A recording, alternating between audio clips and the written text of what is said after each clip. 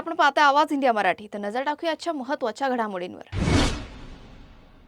मुंबई महानगर क्षेत्रातील सार्वजनिक बस सेवांमध्ये मोठा बदल घडवून आणण्यासाठी राज्य सरकारने 1 MMR नेटवर्कची संकल्पना पुढे आणली आहे। मुख्यमंत्री यांच्या निर्देशनानुसार बेस्टसह 7 परिवहन उपक्रमांना एकाच नेटवर्कमध्ये जोडण्याची प्रक्रिया सुरू झाली आहे। समान भाडे, एक संघ वेळापत्रक, तांत्रिक एकत्रीकरण आणि एका तिकिटावर बहुविध बस सेवांचा लाभ देण्याचा या योजनेचा उद्देश आहे।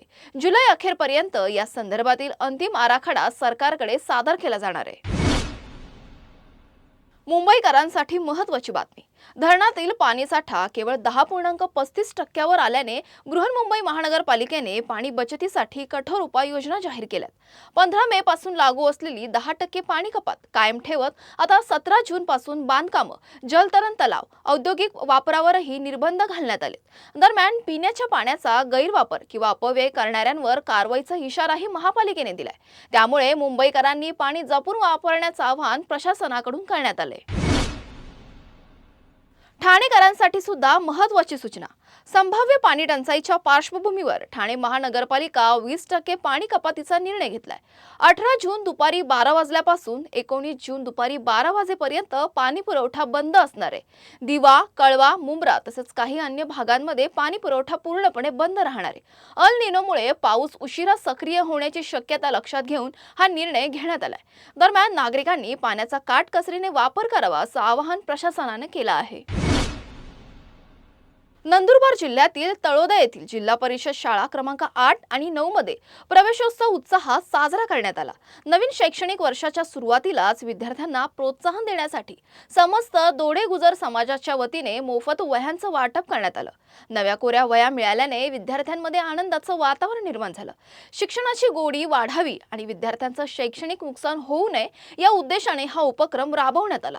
यावेळी दोडे गुजर समाजाचे पदाधिकारी, विश्वस्त तसेच शाळेचे मुख्याध्यापक मुकुंदा बोरसे उपस्थित होते। समाजाच्या या उपक्रमाचं सर्व स्तरातून कौतुक होत आहे। अँटॉप पोलिसांनी 17 वर्षीय साईनाथ पलानीस्वामी देवेंद्र यांच्या हत्येप्रकरणी 15 वर्षीय अल्पवयीन मुलाला अटक केली आहे। आरोपीची ओळख प्रतीक उर्फ गोलू उपाध्याय अशी करण्यात आली आहे। या प्रकरणी अँटॉप पोलीस ठाण्यात भारतीय न्याय संहिता कलम 109 आणि 352 तसेच फौजदारी कायदा अधिनियम 1932 च्या कलम 7 अंतर्गत गुन्हा दाखल करण्यात आला आहे।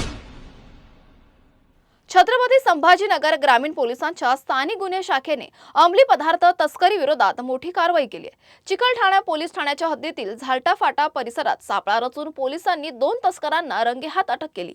या कारवाईत मेफेड्रॉन स्वरूपातील घातक ड्रग्ज जप्त करण्यात आला असून एकूण लाखो रुपयांचा मुद्देमाल पोलिसांच्या ताब्यात घेण्यात आलाय। पुढील तपास चिकलठाणा पोलीस करत आहे।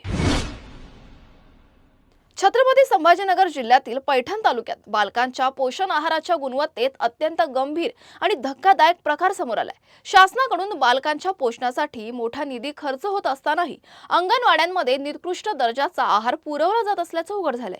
पंचायत समितीच्या सभापती वैशाली बोंबले यांनी अचानक केलेल्या तपासणी दरम्यान पोषण आहारातील धान्यांमध्ये मुंग्या, आळ्या आणि जाळे आढळून आलेत। या निष्काळजीपणामुळे परिसरात संतापाची लाट उसळली असून पालकांमध्ये तीव्र नाराजी व्यक्त होत आहे। छत्रपती संभाजीनगर शहरात मॉर्निंग वॉकला जाणाऱ्या महिलांच्या गळ्यातील मंगळसूत्र चोरणाऱ्या सराईत टोळीचा गुन्हे शाखेने पर्दाफाश केलाय। पुंडलिक नगर पोलीस ठाण्यातील एका प्रकरणाच्या तपासादरम्यान ही मोठी कारवाई समोर आली।